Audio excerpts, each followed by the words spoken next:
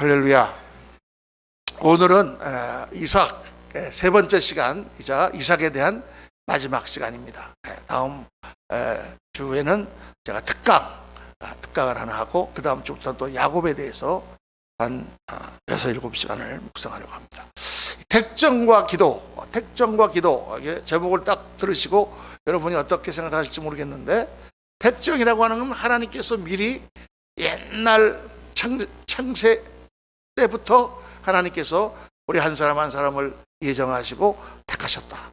그리고 모든 것을 다 정하셨다. 그게 택정이라고 하는 개념이죠. 기도라고 하는 개념은 우리가 기도해서 하나님 요거 이렇게 가는 것 같은데 저렇게 바꿔주세요. 하나님 이렇게 안 되는데 하나님 도와주세요. 요 기도잖아요. 그러면 요게 논리적으로 약간 모순이 있습니다. 왜냐하면 하나님이 다 정해놓으셨는데 이 사람은 구원 안 받기로 결정이 다 돼 있는데 하나님 저 사람 구원해 주세요 기도했더니 하나님께서 이 사람을 다 구원하게 바꿔주신다? 그런 뜻인가? 하나님은 다 모든 것을 정해놓으셨다는데.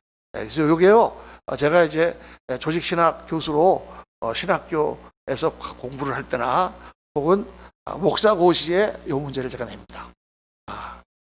이렇게 목사님과 사모님이 둘이서 개척교회를 시작했는데 목사님은 우리가 기도만 하면 성도가 올 거니까 그냥 기도만 하자 이렇게 말씀하시고, 사모님은 아니다, 그래 기도만 해갖고는 안 되고 열심히 나가서 전도하자 이렇게 하는데 과연 누구 말이 맞는 건가 이렇게 이런 식으로 아주 까다로운 이렇게 논리적으로 이렇게 헷갈리는, 이게 사실 논리적으로 굉장히 모순이죠. 하나님 모든 것을 예정해 놓으셨다면 기도하는 것이 무슨 소용인가? 이미 다 정해져 있는데 우리가 기도하면 하나님이 마음을 바꾸셔서 하나님이 새롭게 하신다는 말인가? 그런데 성경은 이 두 가지를 다 말씀하고 있습니다.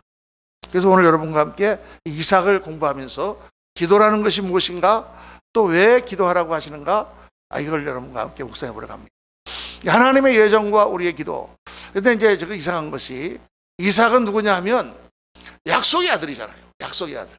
하나님께서 아브라함에게 이삭을 몇 살에 주셨습니까? 100살에 주셨어요. 100살에. 완전히 기적적으로. 도저히 아기를 낳을 수가 없는 그런 사람들인데 기적으로 하나님께서 그 씨앗을 주시면서 사라의 몸에서 난 자라야 내 씨라 하리라 이렇게 말씀하시고 이삭을 주시고, 이 이삭을 통하여 앞으로 하늘의 별보다 더 많은, 바다의 모래보다 더 많은 하나님의 백성들이 하나님께로 돌아와 하나님의 나라를 이루는 씨앗으로 이삭을 주신 것이다. 바로 이삭은 예수 그리스도의 모형이다. 우리 지난 시간에 묵상한 것처럼 예수 그리스도 한 분, 그분으로 말미암아 모든 사람이 구원에 이르는 것처럼 바로 제단에 드려진 아들 이 이삭은 예수 그리스도의 아주 퍼펙트한, 완벽한 모델인 것입니다. 그런데 제가 이 성경을 읽다가 이상한 게 있어요. 그러면 하나님께서 이삭에게 12아들을 주셔서 그 12지파를 만들고 그 약속의 아들 이삭에게 12지파가 다 태어나서 그 12아들들이 이제 앞으로 쭉 유대인들로 이렇게 펼쳐나가면서 하나님의 백성이 되면 되잖아요. 그런데 왜 요 이삭과 12아들 사이에, 지파 사이에 야곱이라고 하는 인물을 집어넣는 거예요? 야곱이 왜 필요하죠? 성격도 좀 이상하고 자기 꾀만 쫓아가지고 탐욕스럽게 보이는 야곱이 왜 이삭과 12지파 사이에 필요한가? 이런 거 여러분 안 생각해 보셨죠? 저는 생각해 봤습니다. 요런 게 중요한 포인트다. 남들이 생각 못 하는 거. 아니, 왜 이삭이 약속의 아들이면 하나님이 이삭에게 복을 주셔서 이삭이 12아들을 다 낳게 하고 12지파가 그때부터 이렇게 퍼져가지고 다 하면 될 텐데, 아니 왜 그 사이에 에서와 야곱이라는 두 쌍둥이가 태어나갖고 다시 거기서 야곱이 막 이렇게 해갖고 야곱이 대를 물려받아서 거기서 12지파가 생기는가? 왜 이삭과 12아들 사이에 야곱이라는 인물이 필요합니다. 여기에 오늘 이 말씀에 핵심 열쇠가 있는 것입니다. 에서와 야곱이 왜 거기에 들어가는가? 왜 이삭에게 12아들을 주시지 않고 야곱이라는 인물을 등장시키셨을까? 이게 바로 오늘 택정과 기도라고 하는, 하나님의 예정과 우리의 기도라고 하는 이 딜레마를 푸는 아주 가장 중요한 열쇠인 것입니다. 자, 여기서 우리가 세 가지가 나오는데, 첫째는 이삭의 기도, 둘째는 리브가의 기도, 그리고 에서와 야곱의 투쟁, 이 세 가지를 우리가 묵상합니다. 오늘 말씀 보면은 창세기 25장 21절 다 같이 읽겠습니다. 이삭이 그의 아내가 임신하지 못하므로 그를 위하여 여호와께 간구하며 여호와께서 그의 간구를 들으셨으므로 그의 아내 리브가가 임신하였더니, 사랑하는 아내 리브가가 아기가 생기지 않자 결혼을 했는데 몇 년 지나도록 아기가 생기지 않는 거예요. 그러니까 이삭이 그녀를 위해서, 부인을 위해서 하나님께 기도했습니다. 당시에 이 아들은 여인의 기업이에요. 여인의 가장 중요한 임무는 뭐냐? 아들을 낳는 거예요, 그 당시에. 왜냐하면 그것이 기업을 이어갈 뿐만 아니라 하나님의 백성으로서의 줄기를 이어가는 것이기 때문에 여자가 아들을 못 낳으면 이건 아주 큰일이란 말이에요. 여인의 책임입니다. 그러면 여자가 아들을 못 낳으면 그 당시에 어떻게 하냐? 어떻게 해요? 다른 여자를 얻어요. 그 당시에는, 지금은 그러면 큰일 나지만은 그 당시에는 그랬다고 말해요. 그러니까 아브라함도 사라에게 아기가 없자 하갈이라고 하는 여종을 데려다가 학대를 한 거예요. 그게 그 당시에는 아주 당연한 풍습이란 말이에요. 왜? 아들이 있어야 되니까. 그런데 이삭은 그렇게 하지 않았습니다. 이삭은 사랑하는 아내 리브가를 위해서 하나님께 간절히 기도했다. 이게 사랑의 기도죠. 그 기도를 들으시고 하나님께서 리브가에게 에서와 야곱을 잉태하게 하셨다. 성경에 이렇게 기록이 되어 있어요. 아니, 기도하기 전에 미리 하나님께서 주시지. 꼭 기도해야만 주시나? 여러분, 우리가 다 지금 갖고 있는 게 전부 기도해서 얻은 겁니까? 우리가 살아가면서 우리가 가지고 있는 나 자신의 그런 모든 주위에 있는 것들 중에 기도하지 않고 그냥 저절로 생긴 거가 거의 99%일 거예요. 그렇죠? 다 기도하지 않아도 하나님께서 다 알아서 주셔. 그런데 어떤 것은 반드시 기도해야만 하나님 주십니다. 다 하나님께서 만드신 이 자연과 하나님께서 만드신 공기와 하나님께서 만드신 물과 하나님께서 만들어주신 육체와 하나님께서 만들어주신 모든 걸 우리가 하나님을 모르고 살아가지만, 어떤 것은 정말 하나님 앞에 간구하여 하나님의 역사를 이루도록 그렇게 하나님께서 인도하시고 그걸 통해서 하나님 우리와 관계를 맺으신다. 그러니까 왜 기도해야 되는가? 첫 번째는 하나님과 우리의 관계 때문에 기도해야 돼. 하나님이 그냥 들어주실 수도 있지만 그냥 들어주시지 않고 기도라는 그러한 과정을 통해서 하나님과 우리의 관계를 셋업하시고 그 가운데 우리의 기도를 응답하신다. 조직신앙 문제 나오니까 여러분 잘 적어놓으세요. 첫째는 하나님과 우리의 관계입니다. 그 이삭이 아내 리브가를 사랑했기 때문에 리브가를 위하여 기도하잖아요. 관계입니다, 관계. 그러니까 예수님을 믿고 우리가 신앙생활을 하는 두 개의 큰 명령이 있죠. 줄기가 뭐예요? 주 너희 하나님을 마음을 다하고 목숨을 다하고 뜻을 다해 사랑하라. 이것이 크고 첫째 되는 계명이요. 둘째는 이와 같으니 내 이웃을 내 몸과 같이 사랑하라. 이 두 가지가 모든 율법과 선지자의 강령이라. 하나님께서 주신 모든 말씀, 천국의 원리를 종합을 해보면 크게 두 가지 줄기로 나눌 수 있는데, 그것은 하나님을 내 마음을 다하여 사랑하고 하나님과의 관계를 잘 이루고 그 관계 가운데 사람을 사랑하고 주위에 있는 사람을 사랑하는 것이다. 이게 이제 하나님 말씀의 요약이다, 이렇게 말씀하신 것이죠. 그래서 하나님은 그냥 리브가에게 자식을 주시지 않고 이삭이 그 안에 리브가를 위하여 기도하는 걸 기다리셨다가 리브가에게 아들을 주십니다. 그게 참 놀라운 것이죠. 생명이 탄생하는 것은 하나님의 절대적인 주권입니다. 생명은 하나님이 주신 것이죠. 그런데 성경은 이삭의 기도를 하나님이 들으시고 리브가에게 아기를 주셨다. 에서와 야곱이라고 하는 이 두 아들은 하나님의 택정이지만 동시에 기도의 결과다. 그러니까 여러분, 기도할 필요가 없거나 기도하지 말아야 될 제목은 없습니다. 내 마음에 기도해야 되겠다고 떠오르는 것은 다 기도해야 됩니다. 하나님이 저절로 주신 것이 아닙니다. 우리 그 흔히 대표 기도하면은 이렇게 장모님이나 집사님이 나와서 기도할 때 보면은 구하지 아니한 것도 하나님께서 다 아시겠사오매 알아서 다 해주시옵소서, 이렇게 기도하는 기도가 종종 있는데, 그건 뭐 그렇게도 기도할 수 있겠죠. 다 아시니까. 그런데 우리의 모든 필요를 다 하나님 아신다고 그랬어요. 우리가 뭐가 필요한지 다 아신다고 그랬어요. 그러나 그 가운데 기도하라. 왜? 그 기도를 통해서 하나님과 우리의 관계가 맺어지고, 둘째는 하나님과 우리의 동역이 이루어지는 것입니다. 우리가 하나님께 기도하는 그 자체가 하나님의 일이 이 땅에 이루어지는, 그러니까 예수님이 너희는 이렇게 기도하라, 주기도문 기도하시면서 뭐라고 말씀하셨어요? 뜻이 하늘에서 이루어진 것 같이 땅에서도 이루어지이다. 하나님의 뜻이 하늘에서 이루어진 것 같이 하나님의 뜻이 하늘에서 작정한 것이 이 땅에 이루어지게 도와달라고 기도하라고 말씀하셨잖아요. 아니, 하나님께서 하늘에서 뜻을 작정하셨는데 이 땅에 하나님을 이루시는 것이 우리가 기도 안 하면 못하십니까? 그렇지 않죠. 얼마든지 하시죠. 그런데 예수님이 우리에게 그렇게 기도하라 그랬어요. 뜻이 하늘에서 이루어진 것 같이 땅에서 하나님의 뜻이 이루어지게 역사하옵소서 하고, 우리가 하나님의 그 사역에 동참하는 거예요. 우리가 하나님의 사역에 어떻게 동참하느냐? 기도에서부터 동참하는 것입니다. 그래서 오늘 제가 특별히 낮에 한국 성결교회 연합회 총회에 갔다가 깨달은 게, 나라를 위해서 기도해야 되겠다. 교회를 위해서 기도해야 되겠다. 이 우리나라 국가의 교회를 위해서, 우리 한국 이 민족과 대한민국을 위해서 기도해야 되겠다. 정말 하나님의 역사가 기도에서부터 일어난다. 기도가 필요 없는 것은 아무것도 없다. 여러분, 다시 우리 교회의 기도를 살려야 될 줄로 믿습니다. 오늘 말씀 보면서 기도가 얼마나 중요한가 하는 것을 우리가 깨달을 수가 있는 거예요. 둘째로 리브가의 기도가 있습니다. 리브가의 기도는 하나님께 물어보는 기도예요. 이삭의 기도는 하나님께 간구하는, 이것을 주세요라고 간구하는 기도인데, 이삭의 기도는, 리브가의 기도는 하나님께 물어보는 기도예요. 창세기 25장 22절 23절 다 같이 읽습니다.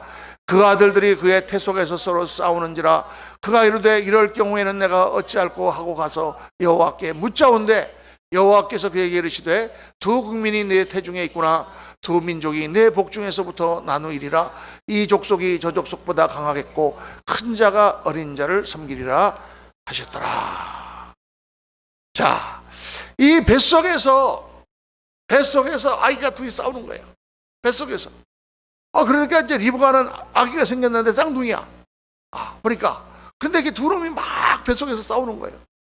그러니까 리브가가 이거 어떡하나, 형제가 뱃속에서부터 싸우네. 그리고 하나님 앞에 가서 기도해서 물어봤다 그 말이에요. 하나님 앞에 물어보는 기도, 이게 중요합니다. 하나님 앞에 물어보는 기도, 이거 주세요 하고 하는 것도 중요하지만, 하나님 정말 이럴 때 어떻게 해야 될까요? 하나님 정말 이거를 내가 갖는 것이 필요할까요? 이런 것도 물어보는 것이 중요합니다. 근데 하나님은 물어보면요 반드시 답을 해주세요. 어떤 분은 아이고 목사님 저는 아무리 물어봤는데 답을 안 해주시던데요. 저도 그런 경험이 많습니다. 신학교를 가야 될 것인가 말아야 될 것인가 물어보는데 답을 주시지 않는 거예요. 몇 년을 기도했어요. 그냥 가서 금식 기도하고 하나님께서 막 확 나타나셔서 가라 그러면은 막 할렐루야 하고 갈 텐데 답을 안 주시는 거예요. 그런데 나중에 아주 뜻하지 않은 방법으로 하나님께서 답을 주세요. 우리가 생각하지 않는 그러한 방법으로. 어떤 신학교를 갈까 막 해놓고 어떤 교회를 가 섬길까 기도하는데 하나님께서 답을 딱 주세요. 여기를 가라 그러시는 것이 아니라 다른 방법으로, 하나님의 방법으로 답을 주세요. 그러니까 하나님께 물어본다는 것은 굉장히 중요합니다. 당장에 나한테 딱 마음에 떠오르는 것이 없더라도 하나님께 이렇게 할까요 저렇게 할까요 여쭤보고 기도했는데 내 마음에 하나님이 이렇게 해주셨다는 강한 확신이 들면 좋아요. 또 말씀을 봤는데 딱 말씀에 바로 내가 생각했던 그거에 대한 답이 나오면 너무 좋아요. 제가 오늘 언제도 새벽인가 한번 간증했잖아요. 교회당을 이렇게 살려고 하는데 이렇게 딜을 하는데 저쪽에 목사님이 그래갖고 야 이거는 너무 불공평해서 안 되겠다 이렇게 하는데 그 다음날 탁 책을 아침 새벽기도 책을 폈는데 새벽기도 말씀이 롯과 아브라함이 갈라지는 그런 장면이.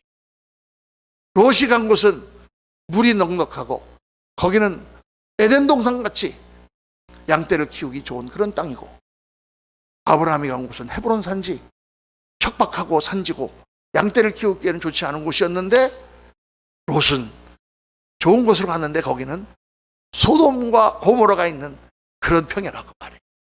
하나님이 거기에는 축복이 계시잖아. 거기는 심판받을 땅이야. 헤브론 땅은 척박하지만 거기는 하나님의 축복이 있는 땅이요, 예루살렘이 있는 땅이요, 베들레헴이 있는 땅입니다.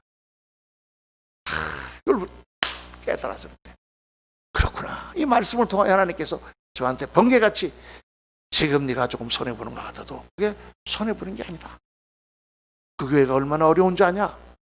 큰 교회인데, 우리한테 그 예배당을 판 교회는 큰 교회인데 그 교회를 도와주는 생각을 하면서 선교하는 마음으로 돈을 더 내라.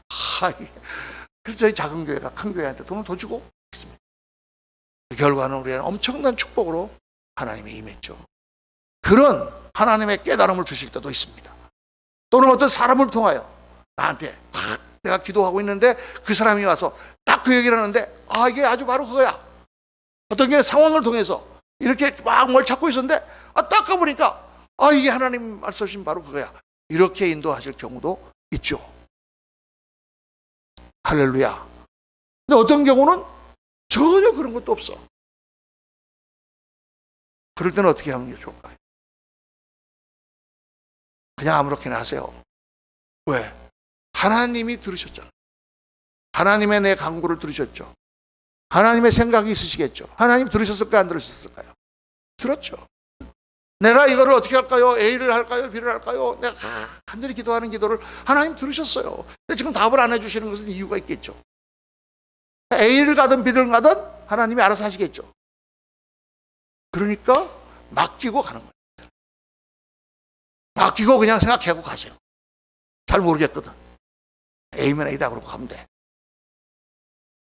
이게 절대 무책임한 답이 아닙니다. 하나님은 로마서 8장 18절에 하나님을 사랑하는 자고 그 뜻대로 부르심을 입은 자들에게는 모든 것을 합력하여 선을 이루시니라고 말씀하셨어요. 우리가 잘못된 길로 가도 하나님께서 다 합력하여 선을 이루시고, 내가 고생하는 길로 가도 그걸 통해서 나를 훈련하시고, 그 고생이 나한테 필요한 고생이었기 때문에 고생하게 하시고 깨닫고 돌아오게 하시고, 그다 하나님의 역사가 있다고 말이에요. 그러니까 그렇게 기도하는 거예요. 하나님 앞에 물어봐야 되는 거예요, 여러분. 그런데 여기서 또 하나 중요한 것은 하나님이 지금 에서와 야곱을 그 가운데 하나님이 다 택했는데 이 아이는 그 안에서 싸우고 있는 것입니다. 요 바로 다음 거기에서. 그래서 리브가의 기도를 하나님께서 응답하심으로 하나님께서 우리의 길을 인도해 주시는 것이죠. 우리가 이 땅에 살아가는 삶이 하나님께서 다 정해졌지만 우리가 하나님의 말씀을 따라 어떤 선택을 해가며 살아가도록 되어 있습니다. 성경이 계속 우리에게 선택할 것을 말씀하고 있어요. 여러분, 사랑하라 또는 뭐 이렇게 하라, 말씀에 순종하라, 좌로나 우로나 치우치지 말고 하나님의 말씀을 따라 청종하라, 이렇게 하나님께서 우리에게 명령하시잖아요. 명령하실 때는 그렇게 할 수도 있고 그렇게 안 할 수도 있는 거예요. 우리는 자유로운 자유의지를 가진 인격체로 지어졌어요. 우리는 물론 환경의 지배를 받고 내가 태어난 모든 것의 지배를 받지만, 그러나 어쨌든 선택은 내 앞에 있는 거예요. 우리나라가 중요한 것은 뭐냐? 이 나라가 하나님의 길을, 도를 따라갈 것이냐, 아니면 사탄 마귀의 도를 따라갈 것이냐, 선택의 길에 놓여 있는 거예요. 잘못 따라가면 망하는 거예요. 사람들이 그런 거 생각하지 않습니다. 그냥 당장 눈앞에 돈이 얼마 들어오나 이런 거 생각하죠. 그러나 우리가 뭐 크게 우리 아이들의 교육하는 걸 한번 생각해 보세요. 지금 우리 가정에 돈이 많이 필요해. 그럼 여러분 다 애들 나가갖고 막노동이라도 시켜갖고 돈을 벌게 해야지. 그게 얼마나 유익해요. 옛날에 무식한 부모들은 막 그래서 너희 나 공부해서 해서 뭐하냐, 빨리 나가서 돈이나 벌어와라 그러고 가서 껌이라도 팔아갖고 돈 벌어라. 옛날 부모들은 그랬잖아요. 왜? 무식해 놓으니까.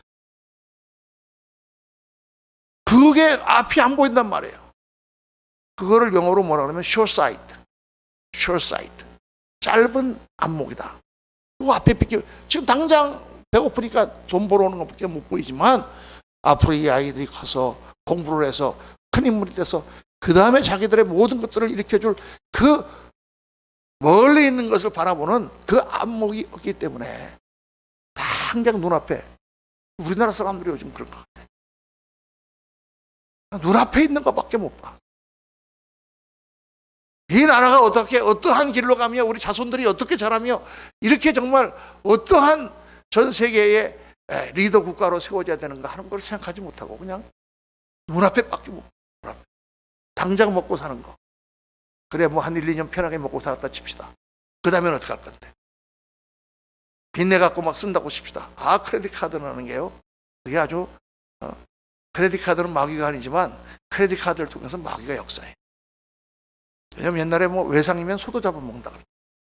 크레딧 카드를 이렇게 내가 미국에서 옛날에 긁어보니까 이거를 긁을 때는 조금도 아까운 생각이 없어요. 몇백 불 그냥 확 나가도 내가 눈앞에 보이는 게 없으니까. 이게 얼마나 사람들이 이게 쇼사이트냐가 말이에요. 당장에 한 달이고 두 달이면 그게 다 빚으로 나한테 날라올 텐데. 그러니까 정말 참 지혜가 필요한 것입니다. 리브가가 하나님께 기도했을 때 왜 기도했느냐? 선택하는 존재이기 때문에 우리는 어떻게 살아야 될까? 어떻게 해야 될까? 무엇을 택해야 될까를 선택하는 존재다가 말이에요. 선택하는 존재. 다르게 선택해야 돼요.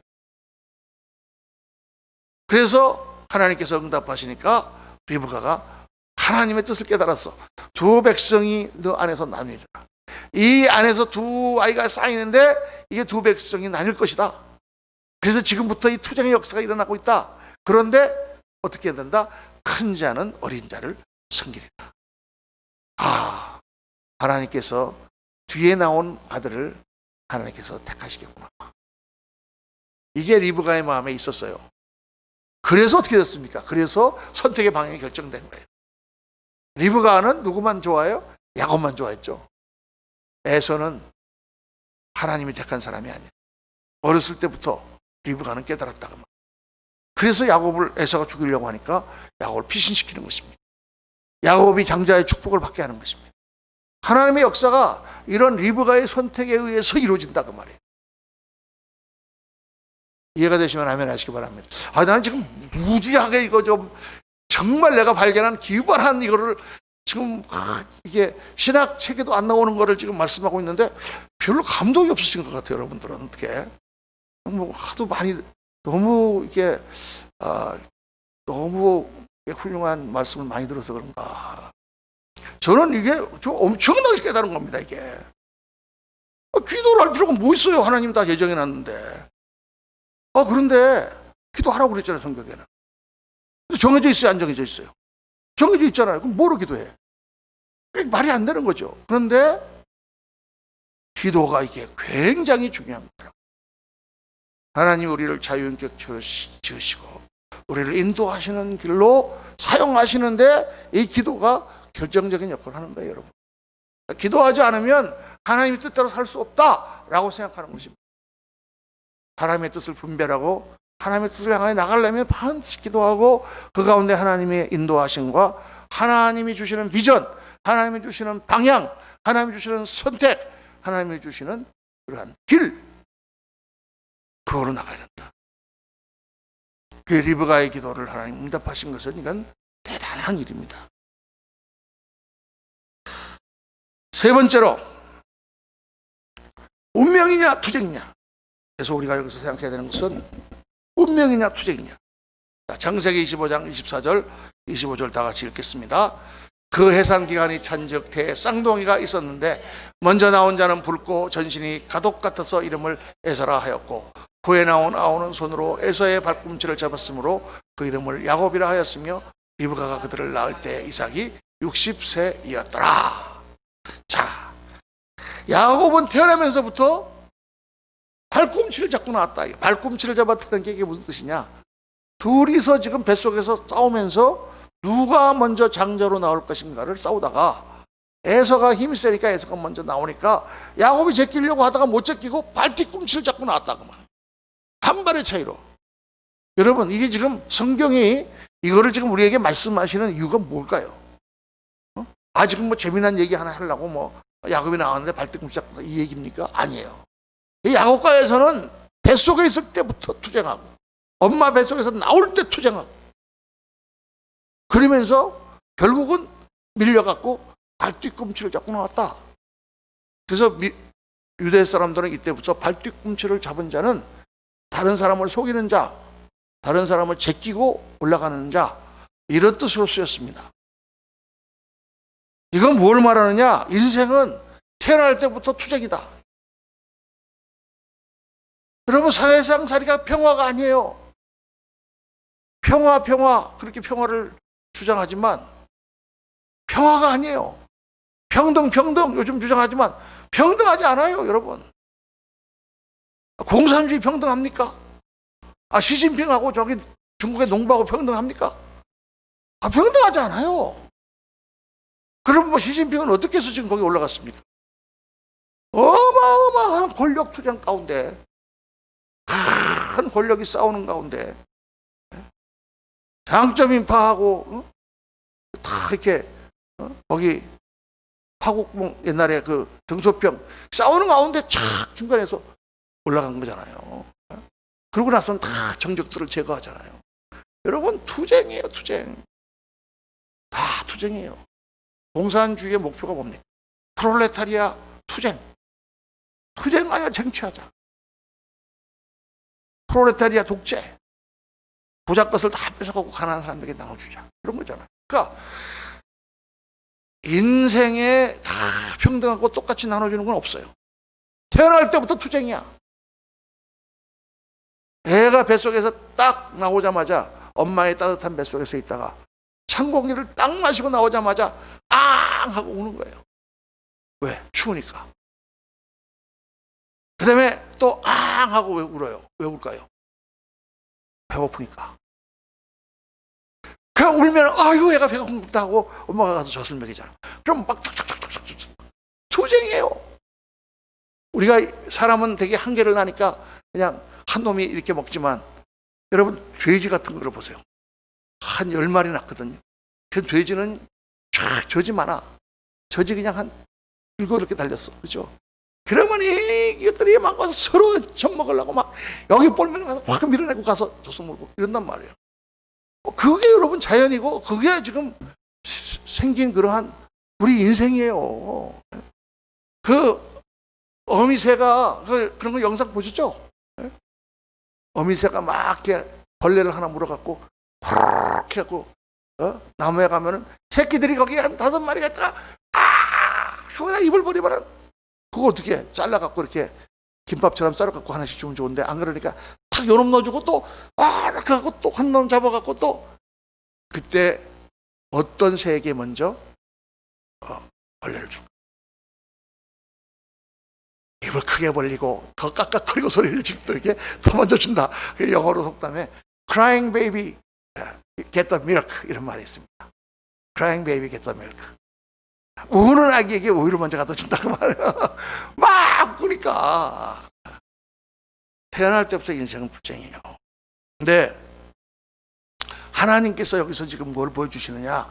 하나님이 지금 하시는 이 일은요, 다 우리에게 보여주시려고 미리 연극처럼 세팅을 다 만들어 놓으신 거예요. 하나님은 일부러 야곱을 택했지만 야곱이 먼저 나오게 안 하시고 에서가 먼저 나오게 하셨어요. 왜? 야곱이 운명을 바꾸어서 에서를 제끼고 장자권을 따는 것을 샘플로 보여주십니다. 이게 굉장히 중요한 겁니다, 여러분. 하나님께서 에서를 장자로 나게 하시고 야곱이 장자권을 쟁취하도록 하셨어요. 그렇게 하나님께서 만드시고 우리에게 보여주셨어요. 인생은 어떤 것이냐? 운명을 바꾸는 것이다. 오늘 이거 무지무지하게 중요한 것입니다. 이 일을 통해서 하나님은 운명을 바꾸는 자세로 살아야 된다. 운명을 바꾸는 자세로 살아야 된다. 우리 그 대한민국, 우리 뭐 지금 대한민국이지만 옛날에 조선시대, 일제시대 때 우리가 살 때 우리 한국 사람들이 가지고 있는 의식, 우리들이 가지고 있는 인생 자세, 그건 한마디로 패배주의적인 인생 자세예요. 오르지 못할 나무는 쳐다보지도 마라. 송충이는 솔잎을 먹고 살아야 된다. 막 이런 얘기만 듣는 다 팔자소관이다. 이렇게 고생을 하고 이렇게 해갖고 뭐 문제가 생기고 다 팔자소관이야. 잊어버리고 살아. 너는 그런 거야. 여러분, 요 똑같은 게요. 인도 가면 있어요. 인도. 힌두, 그 사람들은 뭐야? 너희들이 태어난 거는 전생에 다 업보가 있어서 그렇게 된 거야. 그러니까 어쩔 수가 없어. 야, 여기서는 그냥 살고, 혹시 네가 죽어가지고, 다음 생애에 다른 걸로 태어날지 아니? 그거요. 다, 그래갖고 그냥, 불가촉 천민들. 4개의 카스트가 있는데, 그보다 더 밑에 있는 불가촉 천민들은 그 짐승 같은 대우를 받으면서, 그러고 살아. 또 아랍에 가면 뭐가 있냐? 인샬라가 뭐야? 알라의 뜻이다. 아니다. 거기는 막 부자는 아내를 4씩 거느리고 또 숨겨놓은 아내가 4씩 있고 그래갖고 뭐 여러 명의 아내를 얻는 반면 가난한 사람은 지참금을 주고 아내를 사와야 되는데 돈이 없어갖고 장가를 못 가. 그래갖고 사우디아라비아나 이런 데 가면요 거의 20% 이상이 장가 못 간 노총각도 아니고 장가를 못 간 그런 남자들이 부글부글합니다. 성범죄가 일어나면 그냥 사형이죠. 그냥 사형입니다. 얼마나 불공평한 나라인지 몰라요. 전체의 부를 거의 10% 이상의 사람들이 다 가지고 있어요. 나머지는 다 천막치고 사는 가난한 사람. 근데 다 뭘 가르치냐? 인샬라, 다 알라의 뜻이야. 네가 가난하냐? 알라의 뜻이야. 저 사람 저렇게 부자인데 아내를 4명씩 데리고 다녀. 알라의 뜻이야. 이런 생각이 이 악한 왕들이나 그런 독재자들이 사람들을 다스리는 생각이. 일제시대 때 일본 사람들이 한국 사람들에게 열등감을 계속 불어넣어줬어요. 너네들은 엽전이야. 너네들은 사색 당쟁이야. 너네들은 모이면 싸워. 한국 사람은 뭉치지 못해. 막 이런 거 가르쳐줬어요. 우리는 엽전. 어렸을 때부터 우리는 엽전이다. 아, 우리는 못 뭉쳐. 그렇게 생각하고 사는 거예요. 그러니까 운명론이라든가 이런 거는 뭐냐? 결국은 패배주의로 포기하게 만드는 거예요. 근데 하나님은 모든 것을 하나님이 다 예정해 놓으셨다 이렇게 말씀하시는데 운명론이 아니에요. 그 예정은 뭐냐? 너희가 너의 운명을 바꾸는 거다. 바꾸는 거다. 하나님이 너에게 준 꿈을 따라서 너의 운명을 바꾸는 거다. 봐라, 야곱은 둘째로 태어났지만 큰아들이 됐다. 성경에 그런 말이 나오죠. 표범이 그 가족을 바꾸겠느냐? 구스 사람이 그 살색을 바꾸겠느냐? 구스 사람은 이디오피아 사람 흑인입니다. 바꿀 수 있어요? 그러나 성경은 그렇게 바꿀 수 있다. 하나님의 역사하십니다. 그거가 이 성경 말씀이 가르치는 모든 다른 종교하고 완벽하게 다른 그런 가르침입니다. 우리는 운명을 바꾸는 자세로 살아야 된다. 그래서 기도는 뭐냐? 기도는 그거의 시발점입니다. 영적 투쟁이요. 믿음의 원동력. 내가 될 수 있다. 나는 이렇게 사는 것이 아니라 올라가지 못할 나무는 쳐다보지 말라. 그렇게 말씀했는데 그게 아니라 정말 그 나무를 쳐다보고 나는 올라갈 수 있다. 라고 생각한 사람은 어디서부터 시작하느냐? 기도부터 시작한다. 기도할 때 뭐가 생겨요? 믿음이 생겨. 기도하기 전에는 믿음이 없었는데 기도를 하고 나면 믿음이 생겨. 기도를 하면 할수록 믿음이 마치 거기다가 막 불을 붙이는 것처럼 엔진이 막 일어나는 것처럼 그렇게 생기는. 그래서 여러분 기도해야 되는. 기도를 할수록 하나님 꿈을 주시고 거기서부터 하나님의 역사가 시작되는 것입니다.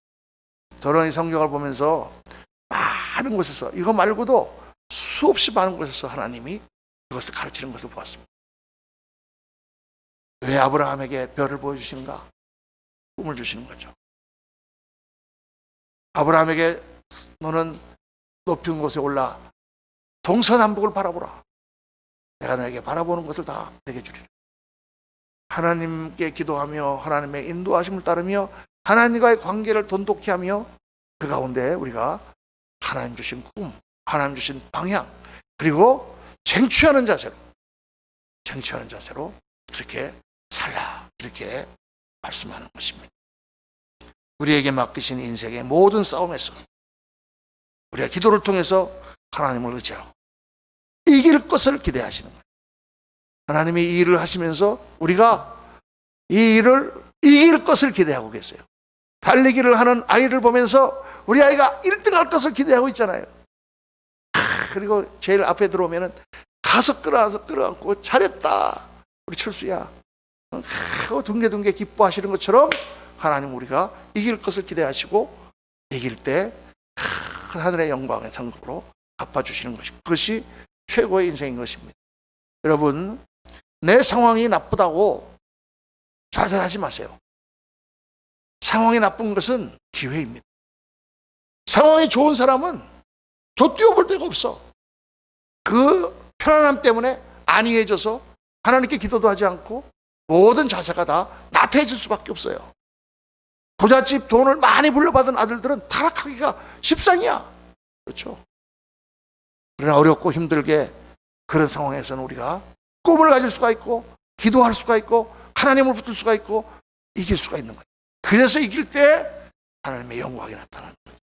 저 사람은 저렇게 어려운 환경이지만 이렇게 하나님을 의지하고 이겼다. 오늘 이 말씀을 묵상하며 이삭의 세 번째 마지막 택정과 기도를 묵상하면서 정말 우리가 기도에서부터 시작돼 하나님과 관계를 새롭게 하고 하나님부터 인도하심을 받으며 하나님의 주시는 힘으로 싸워 이기는 그런 귀한 우리 성도님들 되시기를 예수님 이름으로 축원합니다. 기도하겠습니다.